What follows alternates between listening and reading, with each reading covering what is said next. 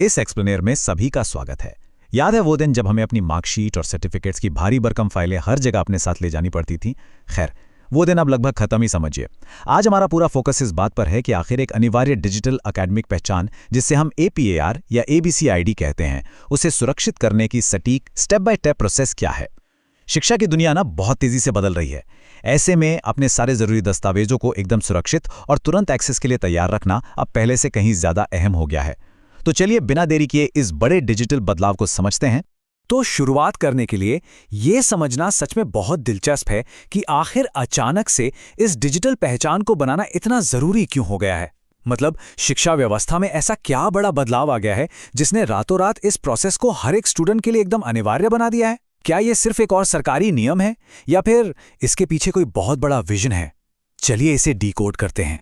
असल में इसका सबसे सीधा और सबसे क्रिटिकल कारण यह है कि ये डिजिटल पहचान विशेष रूप से पोस्ट ग्रेजुएट यानी PG एडमिशन्स के दौरान अकादमिक रिकॉर्ड्स को डिजिटली वेरीफाई करने के लिए अनिवार्य कर दी गई है। जरा सोचिए, पहले बैकग्राउंड वेरिफिकेशन और दस्तावेजों की मैनुअल चेकिंग में महीनों लग जाते थे, कितनी परेशानी होती थी। अब इस नए सिस्टम के साथ वही काम लिटरली कुछ ही सेकेंड्स में हो जाता है। हायर एजुकेशन में एडमिशन की पूरी प्रोसेस को पारदर्शी और फास्ट बनाने के लिए ये सच में एक गेम चेंजर कदम है।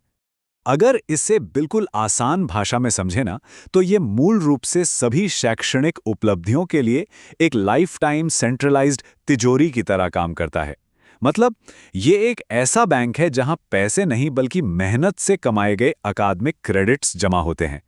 ये पक्का करता है कि पुराने हों या आने वाले भविष्य के कोई भी शैक्षणिक रिकॉर्ड कभी भी खोए नहीं और ना ही अलग अलग जगहों पर बिखरे रहें। सच कहूं तो ये जीवन भर की पढ़ाई का एक तरह का एजुकेशनल पासपोर्ट है, जो कागजी दस्तावेजों की झंझट को पूरी तरह से खत्म कर देता है। सेक्शन 1 आधार और कुछ महत्वपूर्ण शर्तें। अब देखिए, पोर्टल पर जाने से पहले एक बहुत ही नॉन नेगोशिएबल और ज़रूरी नियम है जिसे समझना बेहद ज़रूरी है।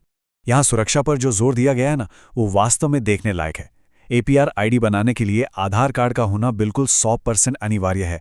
ऐसा इसलिए क्योंकि यह नई एकेडमिक पहचान सीधे आधार से लिंक होती है। इसका सीधा सा मतलब ये हुआ कि किसी भी व्यक्ति की असली पहचान और उनकी शैक्षणिक योग्यता दोनों एक ही प्रमाणिक और मजबूत सोर्स के जरिए वेरीफाई की जाती हैं। बिना आधार वेरिफिकेशन के ये सुरक्षा चक्र पूरा हो ही नहीं सकता। सेक्शन 2 चरण दर चरण प्रक्रिया। तो बुनियादी शर्तें पूरी हो जाने के बाद आइए अब सीधे ID बनाने के सटीक और प्रैक्टिकल तरीके को देखते हैं। यहाँ पूरी प्रोसेस का एक एकदम क्लियर रोड मैप है, केवल 5 सरल और स्पष्ट माइलस्टोन्स, और बस एक पूरी तरह से प्रमाणित डिजिटल अकादमिक पहचान तैयार। ये सिस्टम नेविगेट करने में जितना आसान लग रहा है ना, असल में करने में भी उतना ही सीधा है। बस सही क्रम का पालन करना होगा। तो ये जर्नी शुरू होती है डिजिलॉकर प्लेटफॉर्म पर जाने और अपनी एक सुरक्षित पहुंच बनाने से। डिजिलॉकर यहाँ एक बेहद सिक्योर गेटवे की तरह काम करता है। अगर अकाउंट नहीं है तो बस नाम, जन्मतिथि, आधार नंबर और मोबाइल नंबर जैसी बेसिक डिटेल्स डालकर फटाफट साइन अप करना है। और हाँ, अगर पहले से ही अकाउंट बना हुआ है तो काम और भी आसान है। बस आधार या मोबाइल नंबर डालिए, 6 अंकों का सिक्योरिटी पिन इस्तेमाल कीजिए और सीधे लॉगिन कर लीजिए। पोर्टल के अंदर जाने के बाद अगला अहम कदम है सही दस्तावेज को ढूंढना। लॉगिन होते ही सर्च डॉक्यूमेंट वाले सेक्शन में जाना है और वहां बस ABC या अपार टाइप करना है। ऐसा करते ही सिस्टम तुरंत एकेडमिक बैंक ऑफ क्रेडिट्स का ऑप्शन दिखा देगा। बस उसी पर क्लिक करना है और सीधे मुख्य फॉर्म तक पहुंच जाना है। बहुत ही सिंपल। अब यहाँ पर थोड़ा एक्स्ट्रा ध्यान देने की ज़रूरत है। इस स्टेप में एकदम सटीक डेटा दर्ज करना अनिवार्य है, जैसे कि संस्थान का प्रकार क्या है, वो कोई यूनिवर्सिटी है या कोई कॉलेज। इसके साथ ही नाम और बिल्कुल सही शैक्षणिक वर्ष यानी एकेडमिक ईयर भी भरना होता है।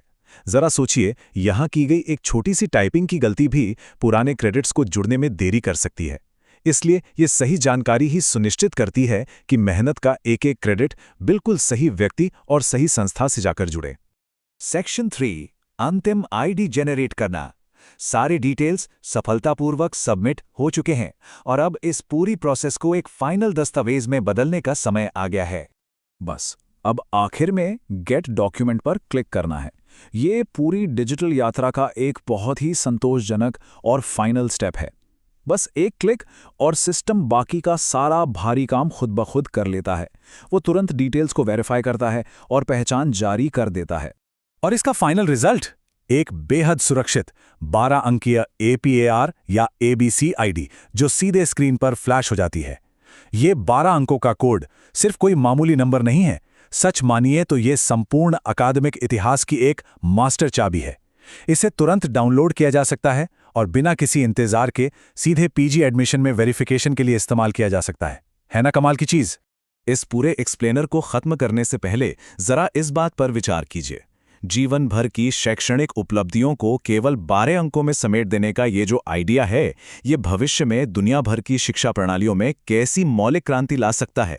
कागजी कार्रवाई और फाइलों के झंझट को हमेशा हमेशा के लिए खत्म करने और वेरिफिकेशन की स्पीड को कई गुना बढ़ाने की दिशा में ये एक बहुत ही बड़ा कदम है।